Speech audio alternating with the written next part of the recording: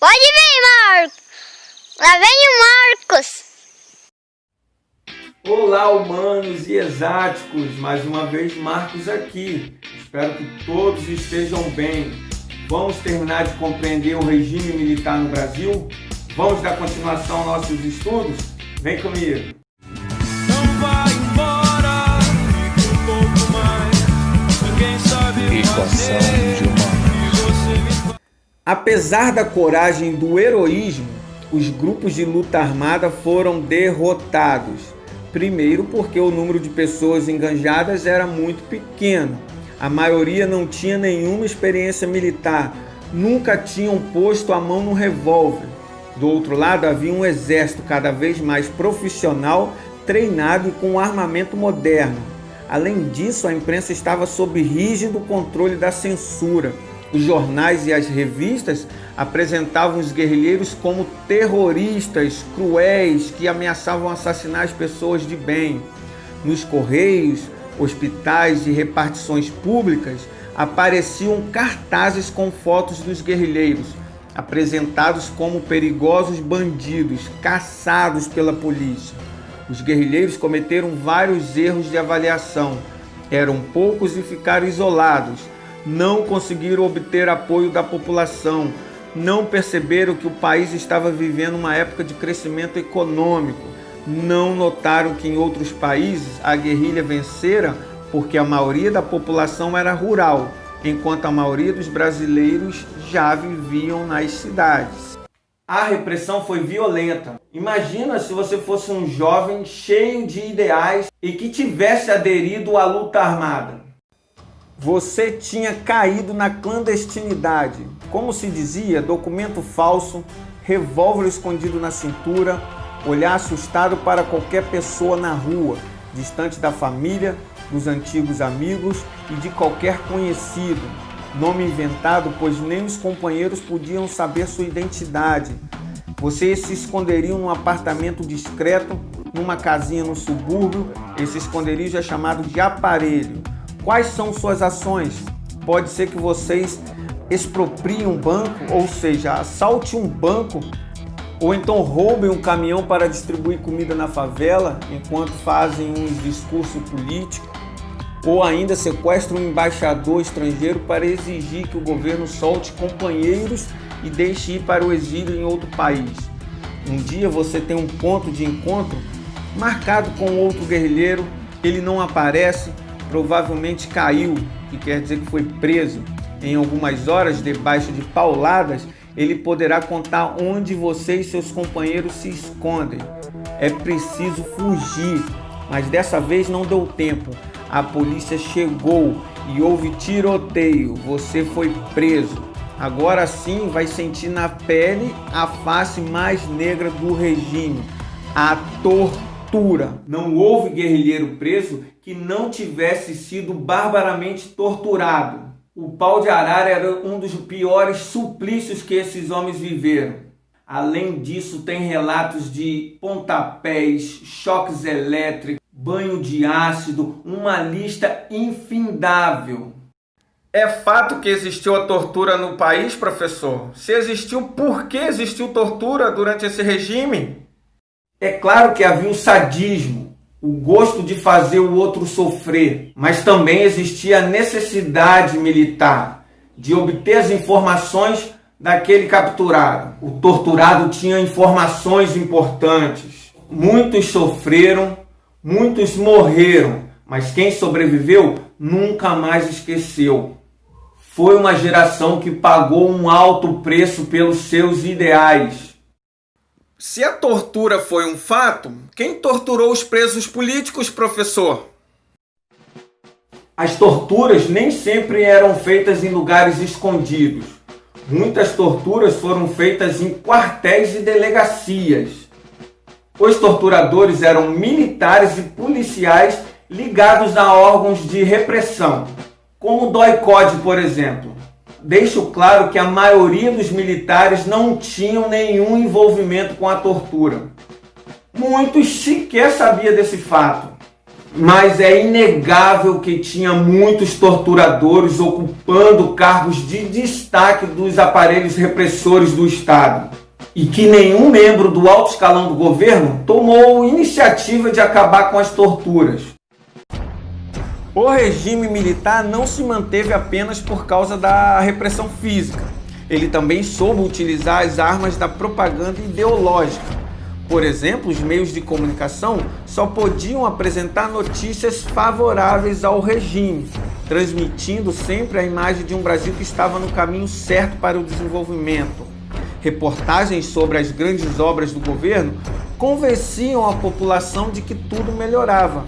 Os governantes homenageavam os esportistas para criar a imagem de que as vitórias foram conquistadas graças à ajuda do governo militar. Como no caso do tricampeonato mundial de futebol no México, em 1970, do primeiro título mundial brasileiro na Fórmula 1 de automobilismo, com o piloto Emerson Fittipaldi em 72, e até do título de grande mestre internacional de xadrez conquistado pelo talentoso Mequinho, em 1972. Nas escolas havia aulas de moral e cívica, que deveria adestrar os alunos para que admirassem e respeitassem a ditadura. Nos rádios e programas de TV eram tocadas músicas com letras dizendo: ninguém segura esse país é um país que vai para frente, de um povo alegre e tão contente. Professor, por que os mais pobres e a classe média apoiaram a ditadura militar? Um dos motivos para esse apoio era simples.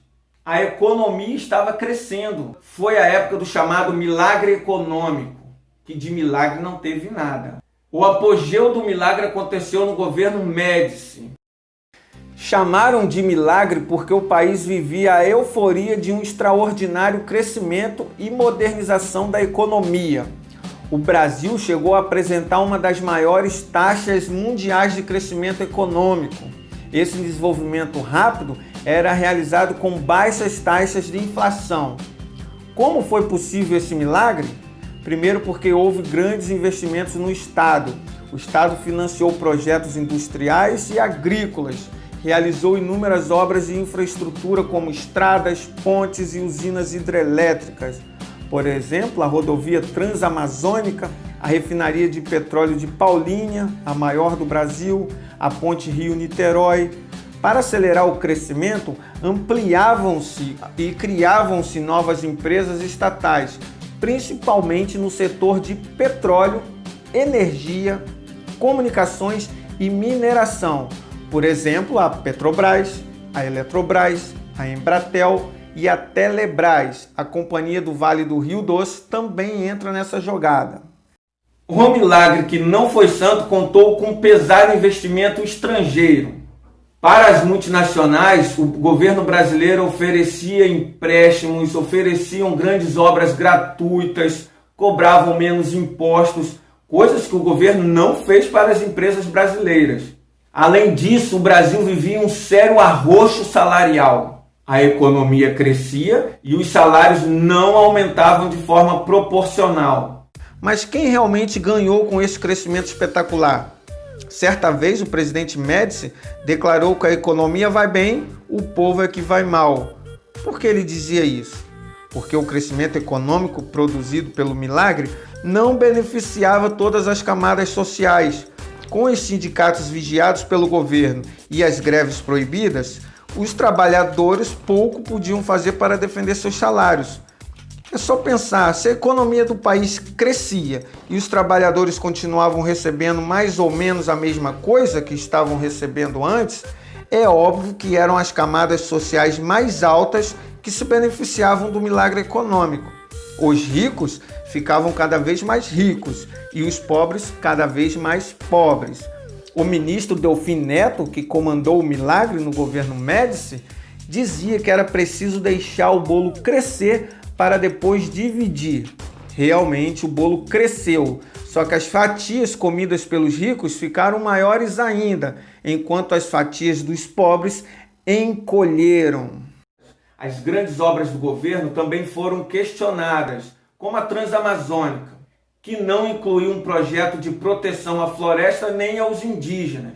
Muitas obras faraônicas do período do regime militar contou com grande corrupção, desvio de verbas e obras que eram pouco úteis à população. Um exemplo dessas obras inúteis eram os luxuosos prédios de repartição pública, estádios de futebol. Enquanto isso tudo, as escolas continuavam poucas e caindo aos pedaços. Esse dinheiro vinha de bancos estrangeiros. Desta forma, em 1974, a dívida externa brasileira era 6 vezes maior do que era em 1964. A camada pobre da população aumentou. Como é que as indústrias de automóveis, de construção civil, de eletrodomésticos, de bens de consumo em geral podiam continuar produzindo e se expandindo se o mercado interno no Brasil estava cada vez mais estrangulado? Chegou um momento em que a economia ficou estrangulada de vez, não conseguia mais crescer. As vendas diminuíram e as empresas começaram a demitir os empregados. Pessoas desempregadas compram menos e aí as empresas entram numa crise maior ainda. O milagre estava chegando ao fim. Os planos econômicos da ditadura resultaram em arroxo salarial e concentração de renda. O presidente Ernesto Geisel enfrentou uma série de dificuldades políticas e econômicas. Era o fim do milagre e acontecia o fortalecimento da oposição, provocando temores na alta cúpula militar, temendo pela estabilidade do regime político. Diante desse contexto adverso, Geisel anunciou o projeto de abertura lenta, gradual e segura. Ela, de fato, foi lenta e teve grandes solavancos. Apesar da diminuição das denúncias de tortura e da suspensão da censura prévia à imprensa, em outubro de 1975, o jornalista Vladimir Herzog foi encontrado morto nas dependências do Exército, em São Paulo. Segundo a versão oficial, tratava-se de suicídio, mas protestos e manifestações públicas denunciavam a morte de Herzog por tortura. Um ano depois, foi editada a Lei Falcão, que proibia o debate político na rádio e na televisão. Mesmo assim, a oposição venceu as eleições legislativas. O MDB ampliou sua bancada de 12% para 30% no Senado e na Câmara o salto foi de 28% para 44%. Em 1977, ante a iminência de nova derrota eleitoral, Geisel fechou temporariamente o Congresso e editou um conjunto de regras eleitorais conhecido como Pacote de Abril. Entre as principais mudanças estavam a ampliação das bancadas do Norte e do Nordeste na Câmara dos Deputados, o que garantia maioria parlamentar à Arena, o partido do governo. O governo também criou o senador biônico. Dos 3 senadores de cada estado, um passou a ser escolhido diretamente pelos deputados estaduais, dando assim mais poder ao governo. Em 1977, o regime assistiu o ressurgimento das greves e do movimento estudantil. No ABC paulista, renasceu o movimento metalúrgico, liderado pelo torneiro mecânico Luiz Inácio Lula da Silva. Em 1978, Geisel enviou ao Congresso uma emenda constitucional que acabava com o AI-5, restaurando assim o habeas corpus. Com isso, abriu o caminho para a volta gradual da democracia no Brasil. A gestão do general João Figueiredo manteve um processo de abertura que culminaria na redemocratização do país. Quando o general João Figueiredo assumiu o governo em 1979, a situação econômica do país era catastrófica. Os preços das mercadorias dispararam, deixando o povo desesperado. No mesmo ano, a dívida externa brasileira chegou a 50 bilhões de dólares. Com os juros crescendo, os dólares saíam do Brasil para pagar suas dívidas nos bancos exteriores. Era uma verdadeira bomba de sucção que levava os recursos econômicos do país. O Brasil pobre ajudava a enriquecer as nações mais ricas. Figueiredo sabia que o regime militar estava muito impopular. Geisel e Figueiredo perceberam que o governo militar estava esgotando seus recursos. A imagem pública dos militares, como honestos e competentes, começou a ser amplamente questionada. Geisel começou então a discursar sobre a distensão lenta e gradual. Depois Figueiredo iria falar de abertura política. A ideia era a mesma: abrandar o regime, permitir algumas pequenas liberdades e retirar os militares do governo. A retirada deveria ser bem lenta, totalmente controlada. Figueiredo falava da abertura política. Realmente a censura foi abrandada. Os jornais já podiam fazer algumas críticas ao governo. No começo dos anos 80, até alguns jornais de esquerda começaram a aparecer nas bancas de jornais do país. Em 1979 foi decretada a Lei da Anistia. O governo perdoou pessoas que tinham sido presas, torturadas e mortas por motivos políticos. Assim, os presos políticos foram soltos. Os exilados também puderam voltar ao país. Entretanto, a lei da anistia é muito polêmica até os dias de hoje, porque a lei da anistia também perdoava os indivíduos envolvidos na repressão, os torturadores. No mesmo ano, o pluripartidarismo foi restabelecido e em 1980 desapareceu a figura do senador biônico e voltaram a vigorar as eleições diretas para governador.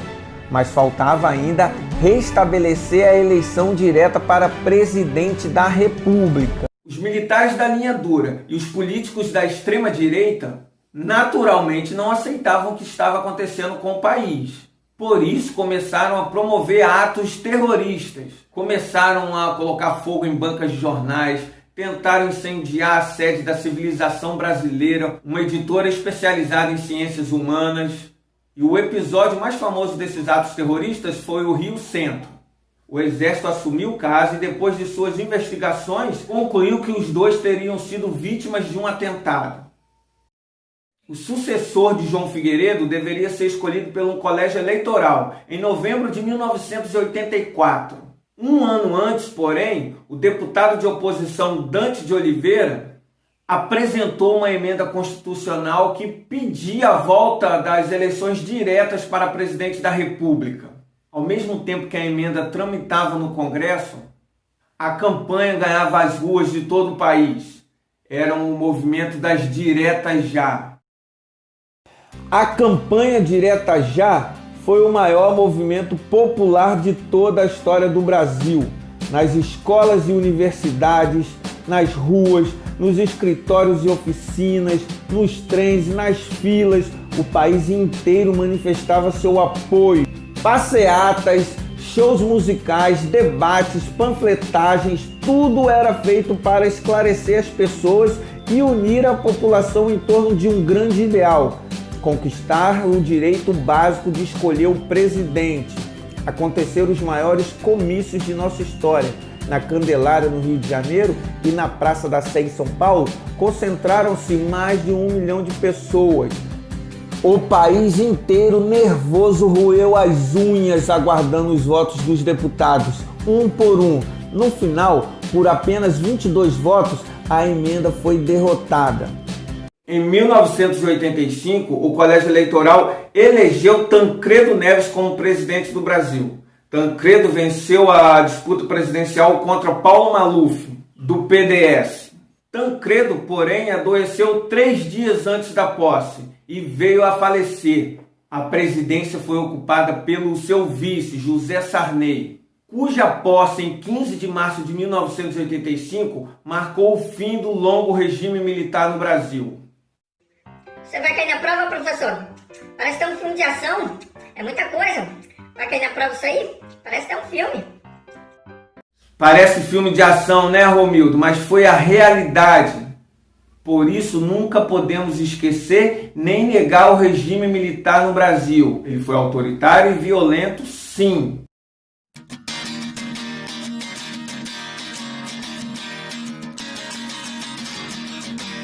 Bom, pessoal, chegamos ao final de mais uma equação humana e podemos concluir que sim, o AI-5 foi um golpe dentro do golpe. já que a ditadura militar ficou mais rigorosa e opressora. Com o golpe de 64, o Brasil passou por mais de 20 anos de desmandos de uma ditadura militar, caracterizada pela violência dos direitos civis e políticos. Espero que vocês tenham gostado. Essa foi nossa versão do regime militar no Brasil. Deixe um like, se inscreva no canal e até a próxima. Aquele abraço. Tchau, tchau.